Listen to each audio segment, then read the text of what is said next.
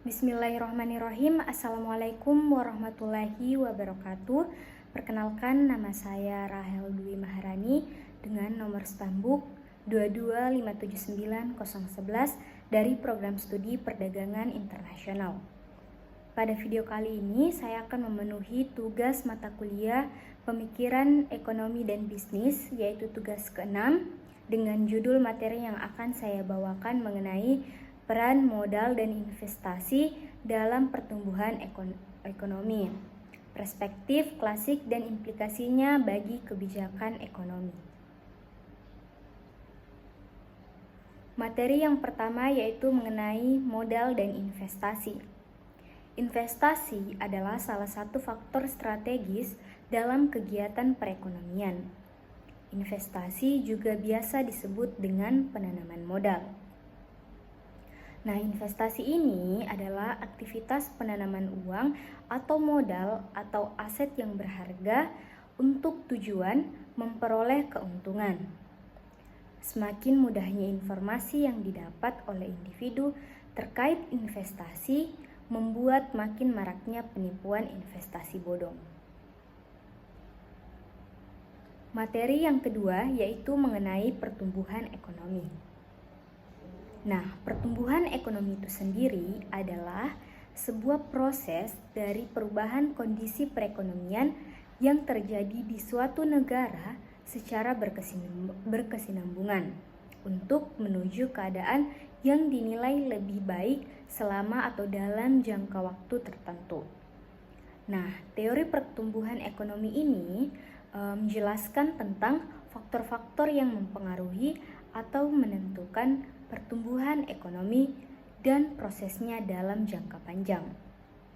Penjelasan mengenai bagaimana faktor-faktor itu berinteraksi satu dengan yang lainnya, sehingga dapat menimbulkan terjadinya proses pertumbuhan, yaitu pertumbuhan ekonomi itu sendiri.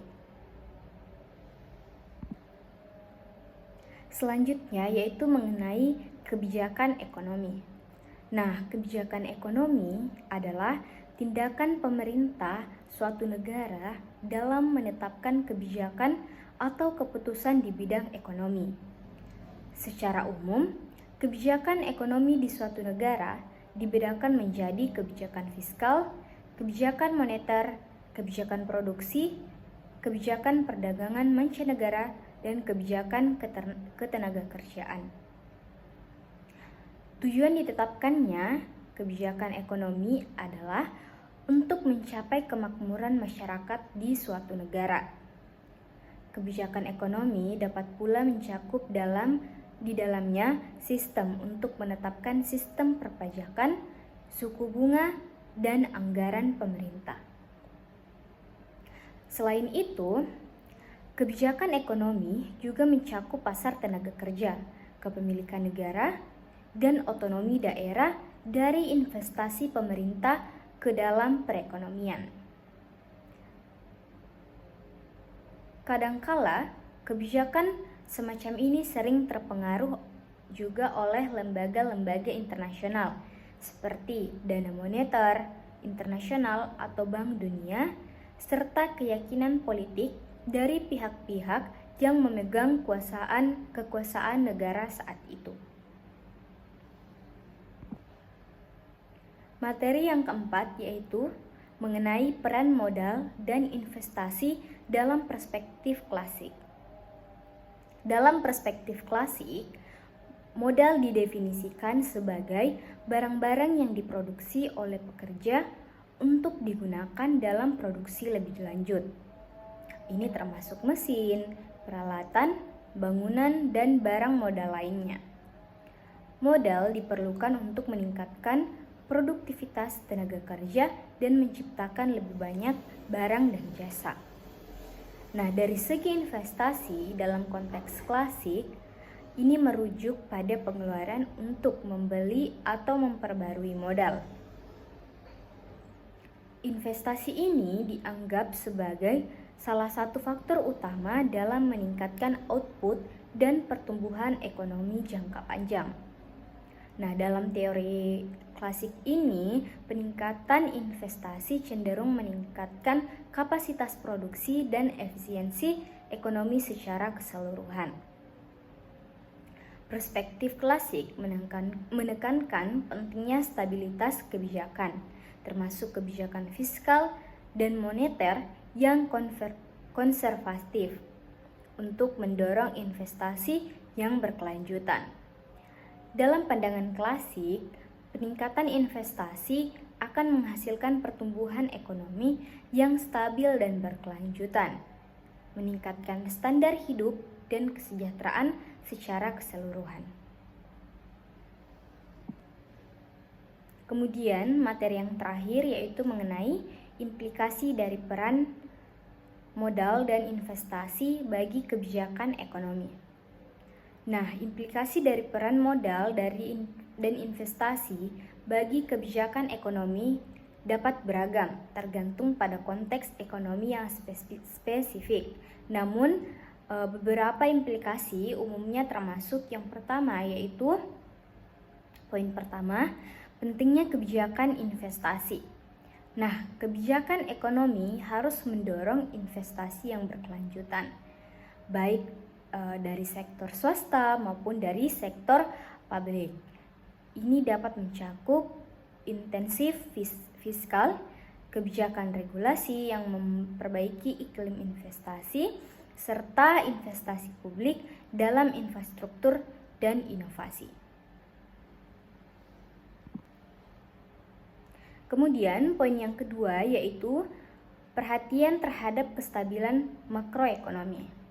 Nah, maksudnya kebijakan harus mempertimbangkan stabilitas makroekonomi untuk menciptakan lingkungan yang kondusif bagi investasi jangka panjang. Ini termasuk menjaga inflasi terkendali, mengelola defisit anggaran dengan bijaksana, dan memelihara stabilitas keuangan.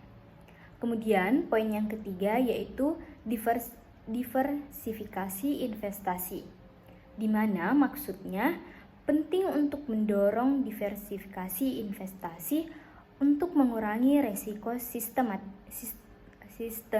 dan memperkuat ketahanan ekonomi terhadap guncangan eksternal.